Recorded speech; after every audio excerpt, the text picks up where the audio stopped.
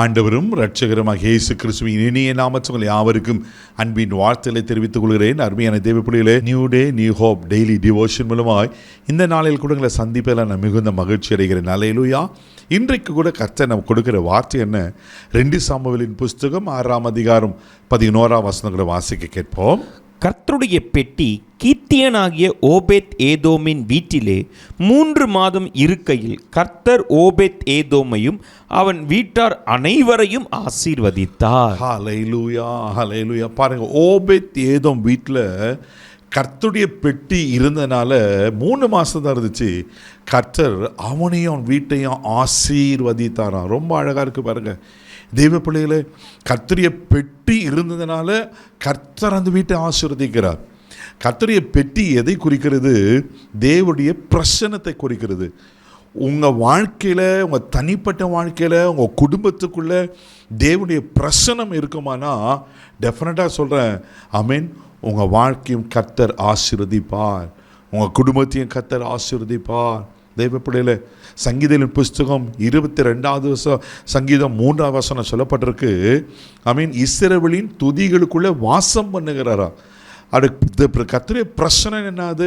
அவர் அங்கே வாசம் பண்ணுகிறது, அவர் அங்கே வாழுகிறது, அவர் இருக்கிறது.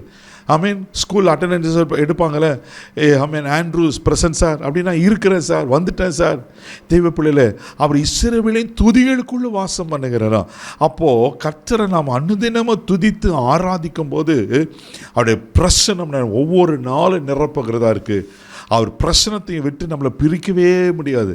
நீங்கள் எப்படி என்ன வேலை செஞ்சிருந்தாலும், எப்படிப்பட்ட சூழ்நிலை இருந்தாலும் அவருடைய பிரசனத்தை நீங்கள் உணர முடியும்.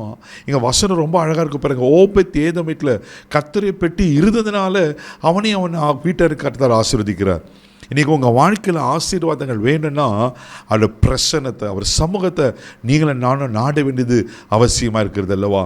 அப்படின்னா ஆண்டவரை துதித்து ஆராதிக்க கற்றுக்கொள்ளணும். அதனால தான் ஏசாயா 43:21 சொல்லப்பட்டிருக்கோம், இந்த ஜனத்தை எனக்கென்று ஏற்படுத்தினேன், அவர்களை துதியை சொல்லி வருவார்கள் என்று.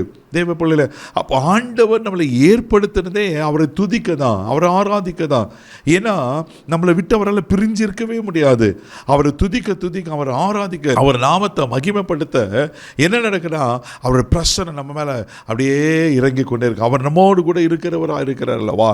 தேவ பிள்ளையில சங்கீதத்தின் புஸ்தகம் 97ஆம் சங்கீதம் 5ஆம் வசனம் வாசிக்கும் போது இப்படியாக சொல்லப்பட்டிருக்கு. வாசிக்க கேட்போம்.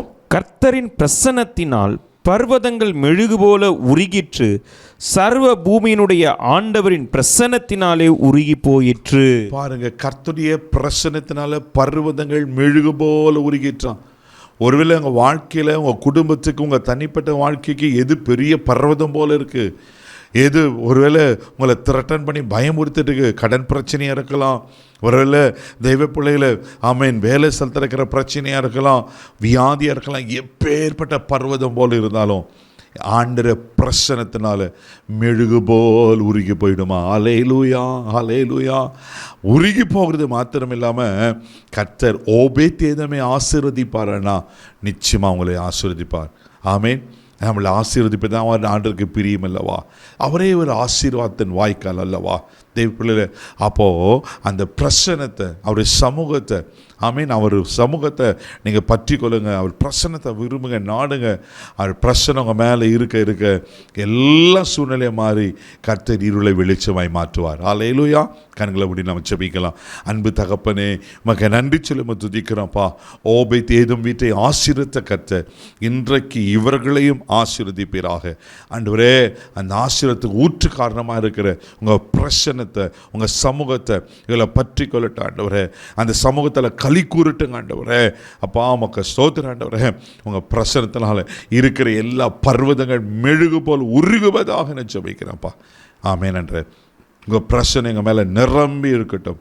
இல்லை ஆசீர்வதியும் கனப்படுத்தும். கிருபைக்கு ஒப்பு கொடுக்குறேன். மகிமை உமக்கு செலுத்துகிறேன். இந்த நாள் முழுவதும் கரம் எடுத்து நடத்தும்.